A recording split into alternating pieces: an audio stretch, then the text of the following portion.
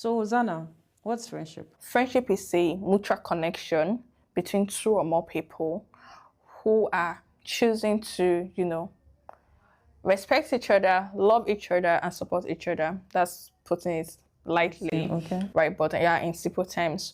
But yeah, that's really what friendship is about. Love, support, and respect. Between all parties, right? It's not a One-sided thing. it's not a one-sided thing. It's not just one person doing all the work thing. No, it's a mutual agreement, literally, whether spoken or unspoken, right? Between multiple people that, okay, you know what? We're in this, we are doing this, and we're here for each other kind of stuff. Yeah. Is it possible to have, you know how sometimes we have like, oh, we do like a business proposal for jobs. Is it possible to have like that intentional conversation? Do you want to be friends? Oh, of course. I mean, well, I don't like to think friendship it's a one size fits all, Okay, because we have business proposal kind of stuff. Let's have a friendship proposal with everybody, literally. Come be my friend. Do you want to be friends? Or yeah, sign here, those. Yeah, but of course, it's a conversation to have at some point, even for friendships that start off without being so spoken about as per okay there was no there's no proposal, but we just realized that we are vibing, our values are aligning. I like to think that at some point the conversation have to be had. So whether it's had at the beginning of a friendship or somewhere in the middle, I mean, almost there's literally maybe no middle. Because again, if it's going on for a while, you cannot tell where the middle is. Imagine a 10-year friendship that you've not seen in view, right? At year one, you can't tell that that's the middle, right? But yeah, at some point, right, I really think that the conversation has to be had. And beyond the fact that, okay, it's not just a conversation for the sake of let's have conversation. I think a conversation brings the intentionality into the friendship. Having that conversation that it clarifies the fact that, you know what are we doing, right? And it just really, in my opinion, I think that it literally sets the ground for intentionality, that it becomes clear that, okay, we're in a friendship, you understand? So it doesn't just make you feel like you just wake up one day and like, I want to ghost this person. I don't want to talk to this person anymore. Having that conversation that we're in a friendship literally changes the game.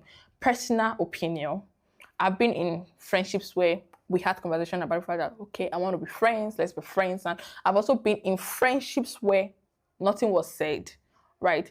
And what I can tell for a fact is that it was easier to hold on to the friendship where we were clear that we're being friends over the friendship where we're just, Seeing how things went. yeah, we didn't talk about anything. We're just vibing and, getting along one. So having that intentional conversation creates a ground for deep commitment. Exactly. It becomes the ground, it becomes the foundation, right? It literally sets the foundation for your friendship. So it also gives you a place where you can have conversations about what to expect from the friendship, what you really want out of the friendship, how you intend to manage the friendship, your do's, your don'ts, your value systems, and literally all of that, right?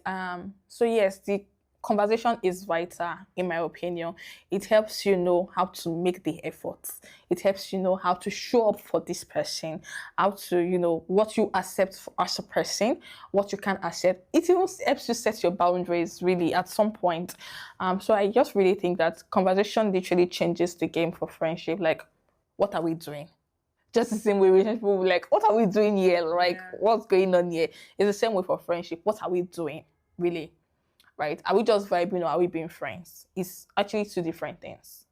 You can vibe with your colleagues at work. You can vibe with your neighbors on the streets. You can actually vibe with anybody, everybody, but you can't be friends with everybody. Sure. So that conversation is where the difference becomes evident that, okay, this is not just somebody reacting to my status and saying hi and hello every now and then. It is somebody that wants to be intentional, put in the work, and somebody that wants to do something about this relationship that we share. So having that conversation gives you a place of, okay, I think I can commit to this person as a friend, and this person too is willing to commit to me as a friend. I'm not just going to wake up one day and just, up and go like, this person doesn't exist, because we've had that conversation, right? Life is not just going to happen. I mean, if you are being responsible anyway, Yeah, as a responsible person, life is not just going to happen and then you just suddenly sideline this person that you say is your friend, right? But we can just wake up one day and decide to ghost the whole world. But not our friend. Yeah, exactly. It's a different ball game with your friends, right? There is a lot more intentionality. That's why these conversations need to be had. Let's be sure what we are doing. Are we friends or are we just two people that know each other? When you said that life can happen, but if you're being responsible, you should. What comes to mind is the fact that there are people who say that everybody's going through something, so if people are not checking up on you, don't take it to heart. What do you have to say about that? I think it's just lack of accountability. Okay. Some people do know, but yeah, okay, there are two ways to look at this, right? It's either people are, like I said, lack of accountability, right? There is lack of accountability aspect of it. And then there's the fact that they're literally just disguising for you. They don't want you to be offended that they're not talking to you. Oh. Okay. Because I strongly feel that everybody's talking to somebody at some point. Yeah. Literally, I don't want to accept, maybe there are people, but largely nobody is really doing life solo. There is at least one person that somebody is talking to. I mean, look at Nigeria. We are ranting every day, literally. Oh, yeah. We are just not ranting to everybody. Yes. Right? So if somebody comes out and say, oh, I just want to be alone. If I'm not talking to you, it's not really about the fact that I'm not talking to people. It's about the fact that I'm not talking to you. I'm not talking to you. I also want you to think it's not about you. All right. Whereas, so that you don't feel hurt, I'm like, you're not talking to me. You know, maybe you have somebody. The truth is, if they're not talking to you, they're talking to somebody else. Really. So it doesn't matter how you place them on your friendship radar or your friendship career, and you know, just if they're not talking to you, they're talking to somebody else. So when they come out and say things like that, they're just finding ways to manage the situation, salvage it, so that it doesn't, you know, so that it doesn't get escalated into something serious, and you don't come out and come and fight tomorrow. When you come out to fight tomorrow, you not say that, but I was saying this thing the other day on my set is that nobody should take it personal. I'm grateful for people that are not asking me questions, blah, blah. It's really not it. Yeah. At the end of the day, that's one. Okay. They're talking to somebody, they're either talking to somebody else and they're trying to salvage the situation, or they sincerely just lack accountability. They don't want to be held responsible for anything. They just want to do life anyhow and create a situation of don't ask me any questions kind of thing, right? I'm not talking to anybody. Everybody's still on your own. But that's hardly the case, in my opinion. That's hardly the case. But yes, it's one of two things. They either talk to somebody or they simply just want to run from accountability. And they don't want you to, you know, have to come to them about it. So you saw my status. I said, I don't talk to anybody. I said, I'm not talking to anybody about this, blah, blah, blah, and all of that. Really, they're just running from responsibility and all of that, yeah. So when you're speaking about the lack of accountability, what has been on my mind about the fact that we've allowed the male gender to be not accountable in certain regions or certain aspects in certain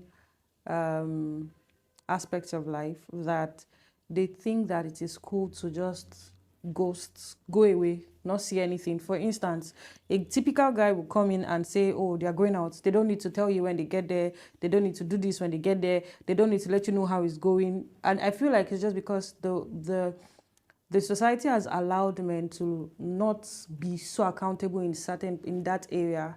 So now when we now look at it in friendship, do you think that when it comes to friendship, do you think guys, based on what you've experienced, right? Do you think that guys do friendship like female? Especially because they also say that men don't need attention and all of that.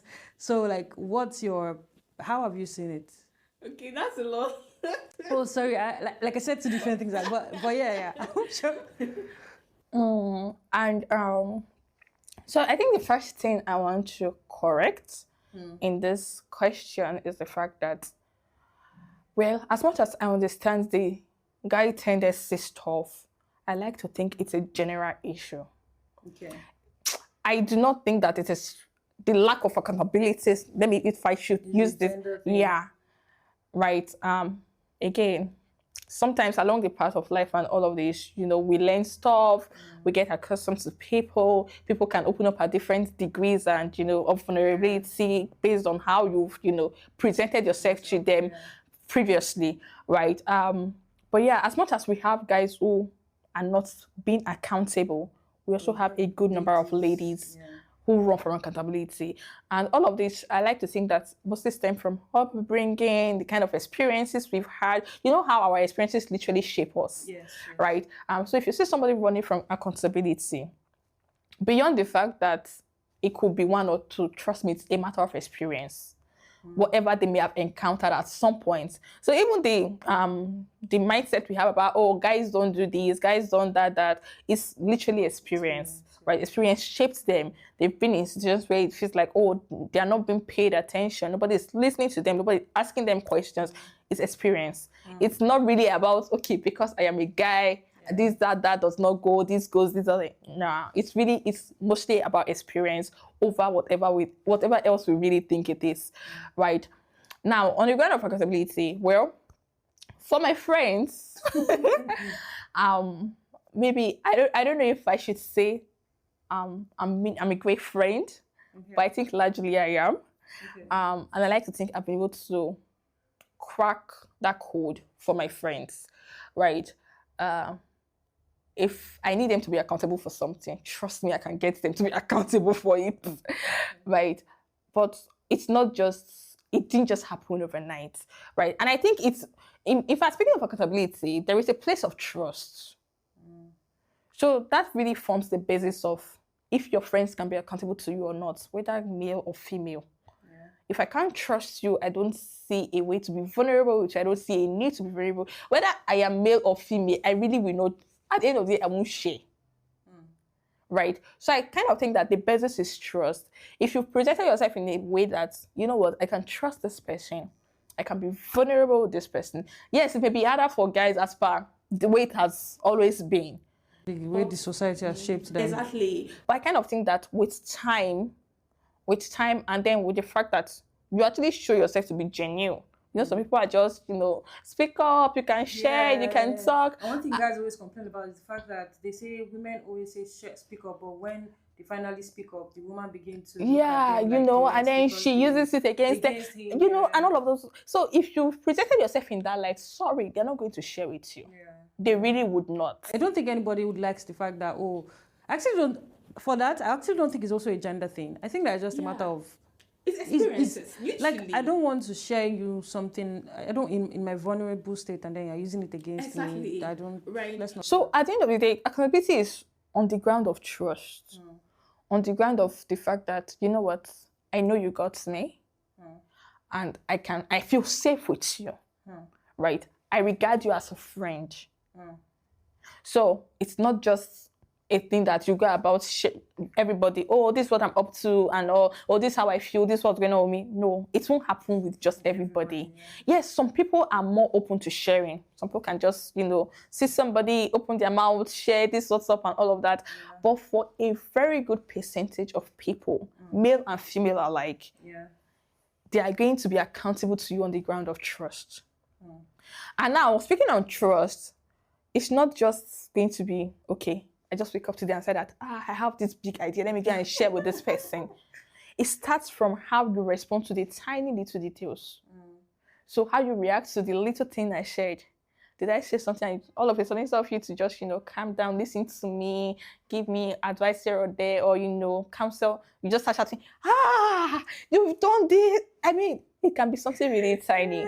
And in that moment, the way you respond, it's either puts me off or makes me share more, right? So that's the way I see it. It's regardless of gender. Accountability is a thing of trust. So do you think that men actually want as much attention in relationships, in friendships? So society has been lying to us. Please. Let me not expose the men. But really, they do. Do they also want as much love as women do? It's just society. I'm so you're thinking about it right now. From a society point. Yeah. Because I also believe that all of these things are not gender things. It's not, no. So now, but when now as I'm speaking from a point of society. I literally just, stereotype male and female and made it look like, oh, guys are okay with this, ladies are okay with this, don't do this to the guys. Do this. It's really not it. Yes, I understand that there can be different, I don't want to use the word measures, but based on how we're actually wired differently, right? We are male and female wired really differently. So, but at the end of the day, I think that there is a way these expressions of, love, attention, respect, there's a way it fits into our different wiring. So at the end of the day, it feels like a universal thing. Let's love be served on the table. Let respect be served on the table. Let attention, let it just be served. They are going to interpret it in their own way. They're going to assimilate it based on their wiring at any point. But it should not be a case of, because it's a guy, it doesn't need attention. It's possibly not going to demand it as far ego and whatever it is. It's possibly not going to demand it, but it should be present. Because that's what friendship is about. That's what friendship is about. We are not just in a let me take situation. Friendship is a give and take thing. It's not like we are here for transactions and all of that. But at some point, these things happen, right? So imagine being taken from at every point in time. Today, they're asking for this. Tomorrow, they're asking for this. Next tomorrow, they're asking for another thing. And then nothing is coming back into you. At some point, you are going to go empty. Yeah. Right? So, because I'm a lady, they should pay attention to me. One day, that attention will finish from where it's coming. It's going to finish. You are not pouring attention back into them. I think that's selfish. Yeah, I think so. I actually think so. Especially when girls say, "Oh, it's my money. My money is my money. Your money is your money." I'm like, okay, like it's fine if your mentality is, I'll now use my money to take care of my man. I'm fine with that. But when your mentality is, my money is my money, his money is our money, but you don't want to use your money on him, I'm like, that's very selfish. Yeah. That's extremely selfish. Yes, it is. I don't. Women, me. But please go on. Friendship, I do not have anything to say on the ground of relationship, please. God have mercy upon us. But yeah, please go on. But yeah, that's really what I think about the attention, the love, the respect thing. It is not, we have a false mindset of what macho should be. Macho. Yeah. Okay. How a man should be, right? And then we just, have all of this picture in our head and think, oh, they don't feel, they don't need attention, they don't need love. Just, we read them as provider. So let them give. When talk about provider, let them give everything. Let them give their all. They are here to receive. As far as Father Christmas. I mean, sorry, you said we're talking about. Jesus already gave his all. Yeah. Don't kill that man. We're talking about friendship. I think we're already talking about relationship, but let's talk about friendship, please. Let's stay focused. Let's stay on the subject matter. But yes, with friendship, it's a mutual ground, really. As much as you want the love, you want the attention, you have expectations of your friendship, trust me, the other party, whether it's male or female, also have the expectations, also want the love, the attention, the care, the support. It's literally what it is. Some things are universal, regardless of gender. And every rock on which friendship stands is a universal rock. Yeah. They love the friendship, the sacrifice, they love the friendship, the attention, the sacrifice, the prayers, whatever it is, the communication, it is a mutual ground. It goes both ways, male or female. Assimilation may be different because we are wired differently. Yeah, interpretations may be different.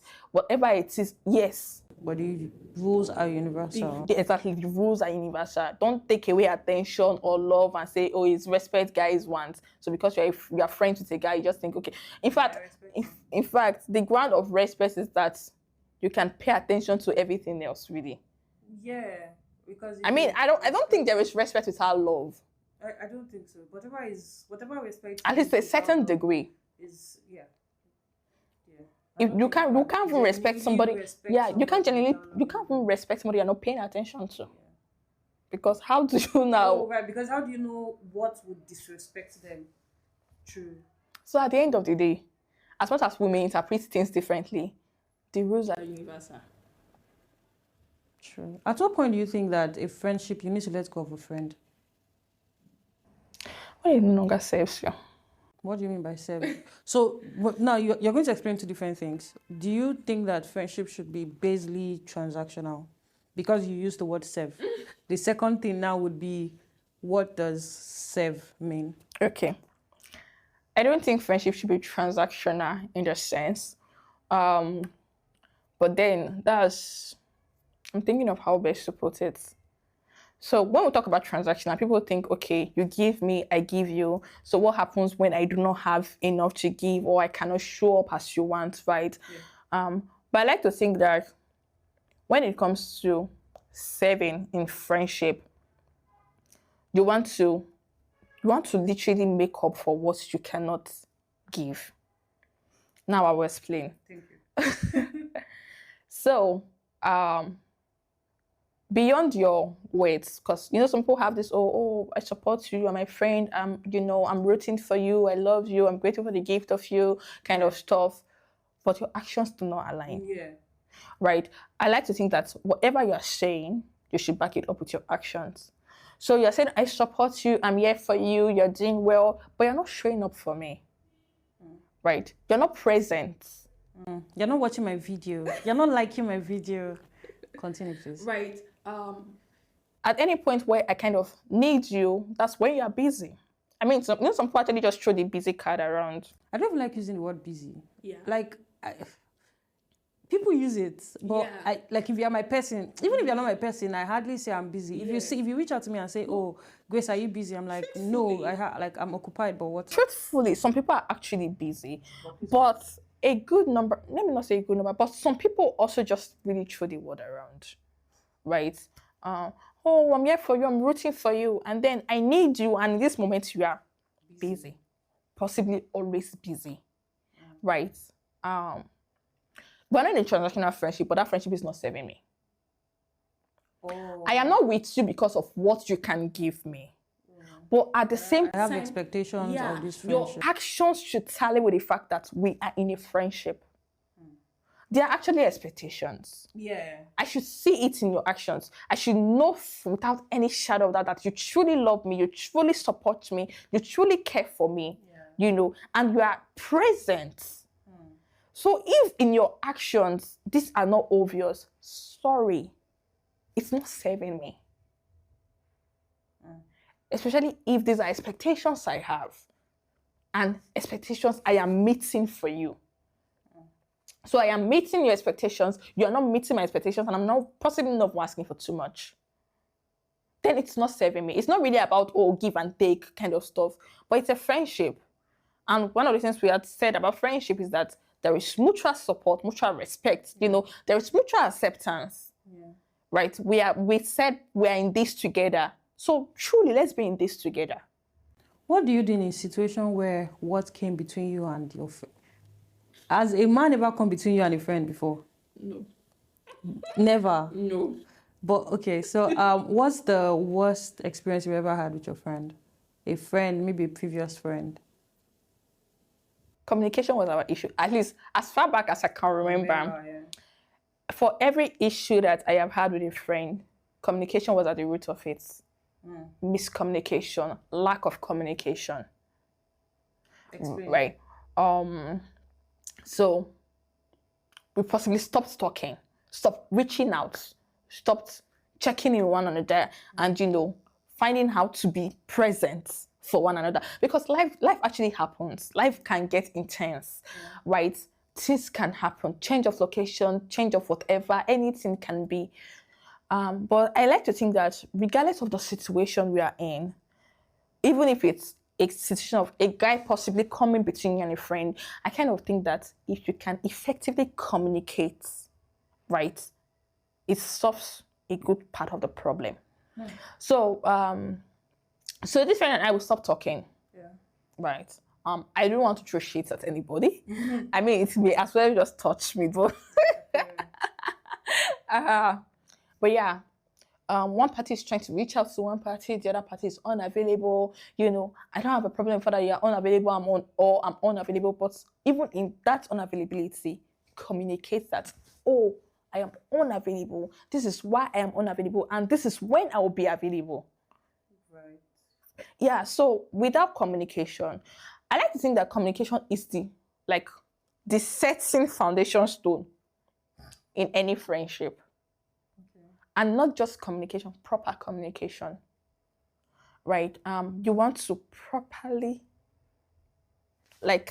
stay in touch. Hear what the person is saying. Understand. That's where proper communication comes. It's not just hearing, talking, and you have to understand. Because especially in cases where, with how the world is going right now, we do not exactly have the luxury of being in close proximity with our friends. Yeah. We do not have the luxury of seeing our friends. I mean, I just get up from my house, I'm going to my friend's house, we do not have that luxury. I mean, that happened back in the days. Yeah, when we were kids, everybody was each other's neighbor, going to the same school. You understand? But as we grow older, we know different locations. Life is lifing. Even the neighbors don't even get to see themselves anymore. My neighbor hasn't seen me in a couple of days. Yeah, my neighbors didn't used to see me in weeks. The only thing I know is I hear her voice. But so how we communicate in this season is very vital. Super important. We have to be intentional about communicating, about staying in touch, right? About updating one another, about what's going on, how we can come in, how we can help each other, how we can show up. If we don't communicate, there will literally be nothing left of that friendship. Can we outgrow friends? In what sense, really? So some people say how they've outgrown a particular person because they are no longer at the mindset that they were at some point. Actually, I think yes. Okay. I think we can. So, again, there is intentional effort. But okay, yeah. If we can outgrow friends, then at what point do we really help our friends be better people? So as I was saying, there's intentional effort, right? And why can't we carry them along? Values. Okay, so let me backtrack a bit. Okay. So one thing that's really important in certain friendship is value alignment. If you're not aligned in values, you will get to the point where you can't walk past some certain things. The friendship cannot go past some certain level. If you decide to do it without checking your values and be sure that you know what our values are aligned and all of that, right? So imagine we are good as we are, but part of my value is growth and development, right? And this other person doesn't really care about growth. I just want to be there. Trust me, at some point, growth and development is going to happen for me. Yeah. Growth and development is going to happen for me. Yeah. And in that process, there is a mindset shift. There is a misalignment between my friend and I. Initially, it won't be an issue. But as it continues, it's just like you're working with somebody, right? And then all of a sudden, this person is stagnant. And because this is a value system for you, you have to keep going. So automatically, even if you do not want to, except you now decide to, refocus that friendship and let it focus on something else. Okay, so instead of making them a general friend, you just say, this is my friend for this thing. So you're compartmentalizing your friendship. Okay. That's the one way to manage this kind of situation, right? Otherwise, there's really going to be that place of us growing the friendship, because our mindset are now at different levels. Right? I can be having intelligent conversations because of the exposure I have had to growth and development. And this person just, I mean, imagine having intelligent conversation, all you can hear is, Oh, more. deep. But it's deep now. It's not deep. It's very deep. How do we contribute to that conversation? Oh, more. But I think I get you. I think that. So that's... by the time, I mean, imagine feeling like conversations with your friends should stir you up. You know, you should be fired up. That conversation with my friend. Right? You should be fired up. I should possibly leave your presence. I feel like I have studied. I need to go and study something, right? Yeah. I should too. I mean, and then you have a kind of conversation that I've been wondering, did I lose some brain cells in the midst of... What do you mean by lose some brain cells? But really? But I get you. Now that's one ground on which we can outgrow friendships. And then change, again, as much as we have value systems and all of that, I kind of think people can change their value system at any point, really. Right? If value systems change and no longer align, that friendship is actually bound to come apart at some point. Yeah. Right? So really, that's how I say it. So my next question is, so I have one question I'm reserving. I'll probably ask it later. My question. Okay, let me just ask it now and then. So let's assume that life was lifing for me, and then instead of speaking to you, I just disconnected. Would it be fair for me to come back and expect you to still be waiting for me? Okay. So there are two ways. I don't think there are two ways about it. This is what should happen in the first instance. Did I try reaching out to you when you disconnected? Yes, you did. Okay.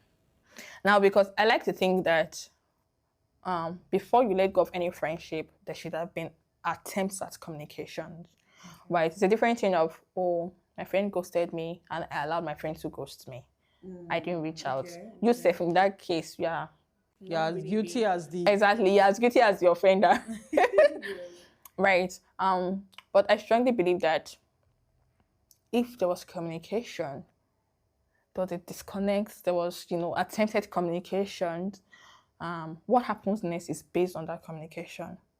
Did I communicate that I'm in a season and I want to be left alone? I didn't. So to now, to just, move on with life, go on, cut me off, and then wake up tomorrow and this person is a great friend. I should not have taken her for granted. She tried. Sorry, go ahead. She tried reaching out to me over and over again. Now there is nobody reaching out to me and checking up on me. Let me go and meet her. Maybe she will still love me. Prodigal son. We thank the Lord for Jesus Christ. But you are being selfish. You are really, you are thinking of friendship as more of personal benefits. It serves me. Not just a matter of it serves us, right? It serves me, so I should stay, even if I am not serving this person in return. So, she's so nice. She has the energy and the drive to keep us going. She's super this and that. She's super caring, always checking in, and and now that I can't get this elsewhere, I remember that, let me go back. I like to think it's not right, and to not be too harsh about it. I like to think it's wickedness, because why do you think it's okay to walk away and expect me to still stay? Expect me to stay still, like I should stay. I should just stay and be waiting, right? It's a different thing if we both did not communicate. You went. I kept quiet. I didn't say anything. I just, when we are coming back together, if at all, we're going to find a ground to communicate. Oh, this is what happened. Me, myself, I should have, reached out. I should have checked in and all of that. But If I am reaching out, I am checking up, what's up with you? You're not saying anything. Of course, you give it time. I'm giving it time. I'm back again. What's up? How far? What's going on? And all of that. And just, there's a way. I like to think that there's a way the communication goes. I know that this person is systemed you, or this person has really moved on, right? You cannot be giving me one word answer and be expecting that, okay, I'm literally just going to stay here waiting for you. Because another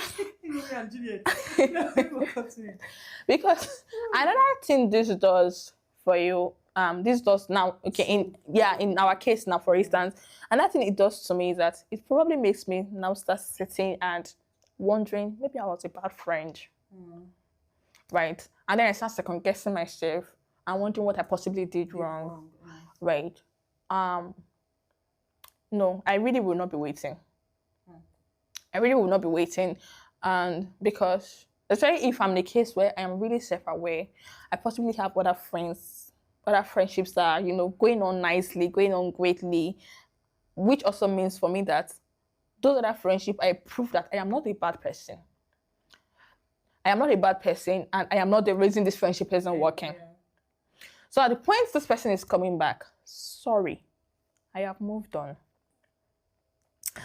I have moved on because no, you can't go and expect somebody to be waiting for you. Cause and effect. I think sometimes people pick the action and they want to also pick the consequences. Exactly. They want to control how you respond to their. No, you can't do that. You can't do that.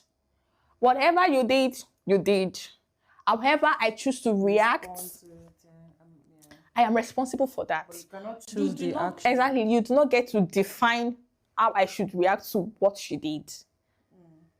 So if at any point you feel, oh, I should walk away, let me stay. I mean, it means that now there is no coming back because, and I think this is where it is so for me. If you thought it's okay to walk away, please stay away.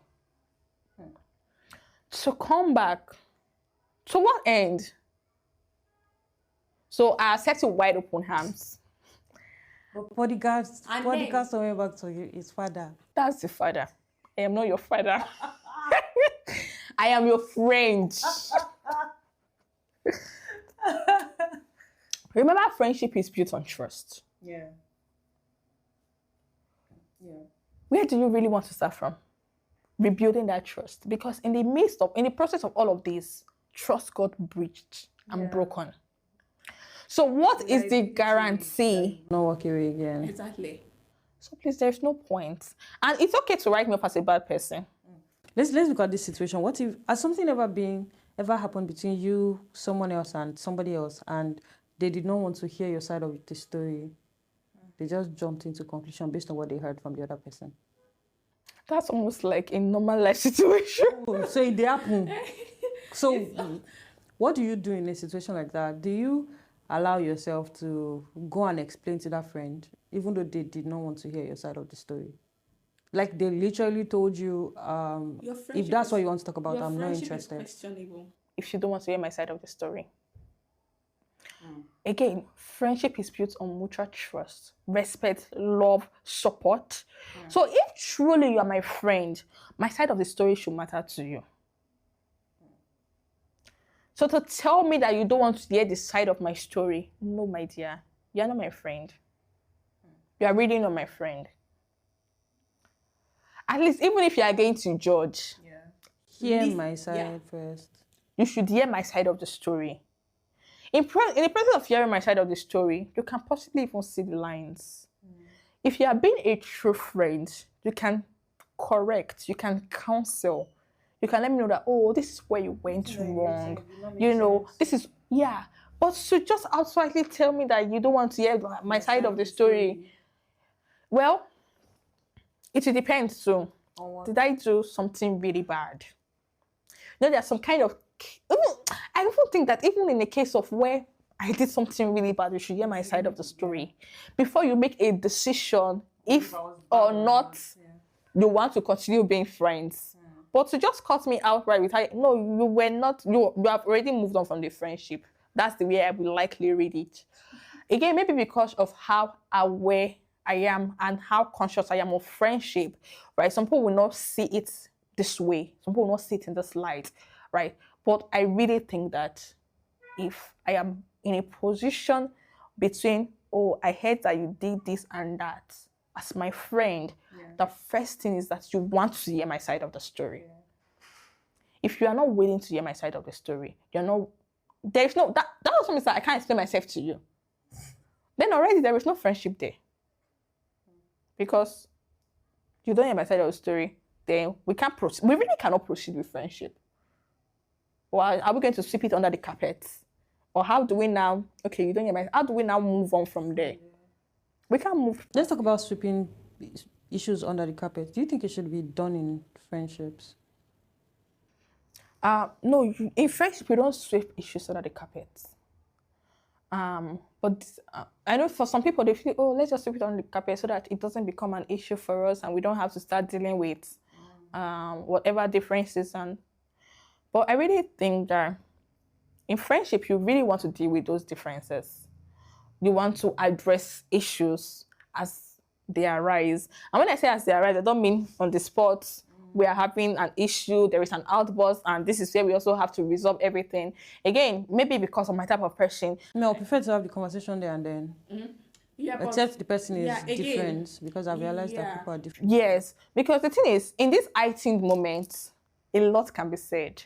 A lot can be done. We can also have situations where we are not hearing ourselves. Oh. We are just about proving, I am right, you are wrong, this is what you did, this is why I'm angry. We are not here, we are not having a conversation. So we're not rational at that point. Yeah, we are just out about proving our points.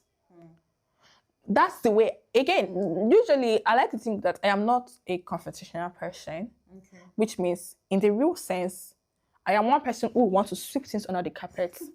Yeah, let's just assume that until the carpet is full with issues and then there's an outburst. Let's just assume that it didn't happen. Right. But with friendship, I have learned that no, you can't do that.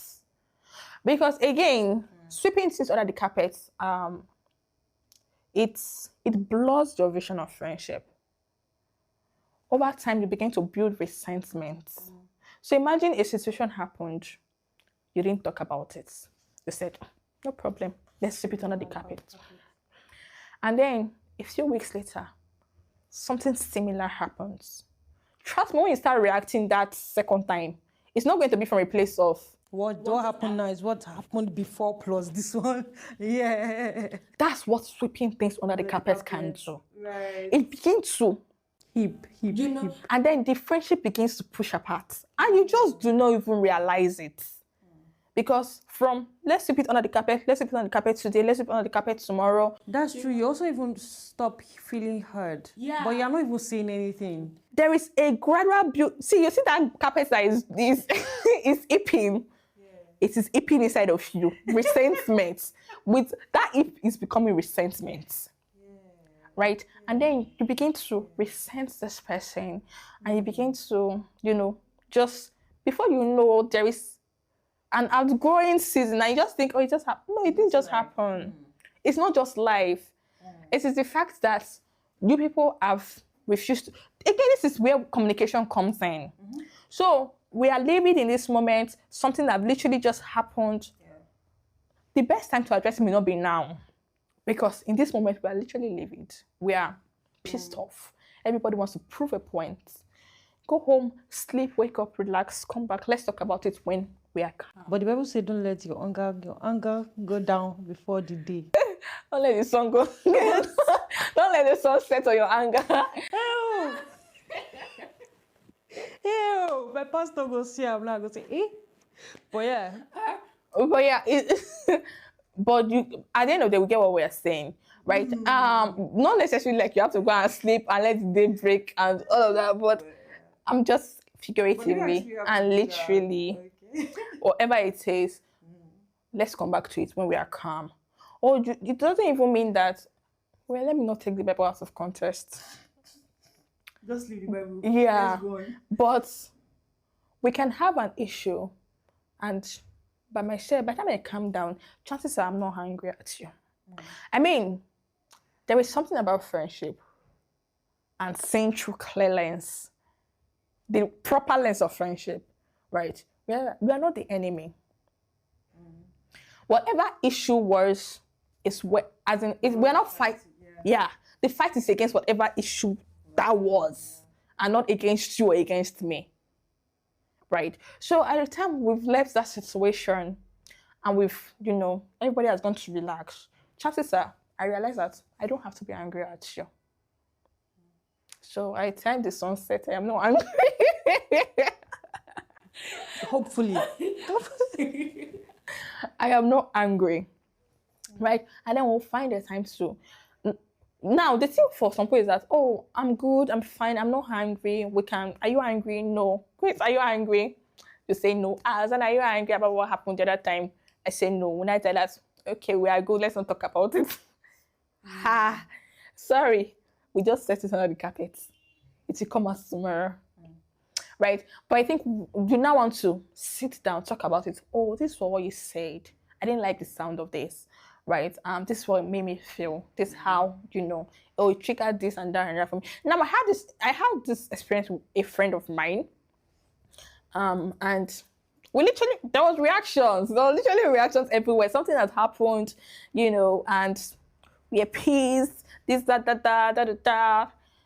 in the initial moment, because now we had to work together on something, right? So we're able to put it aside and get the work done and all.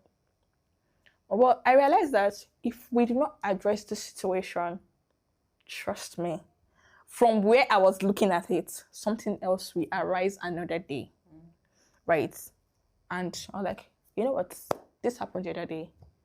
This is what happened. This is what you said.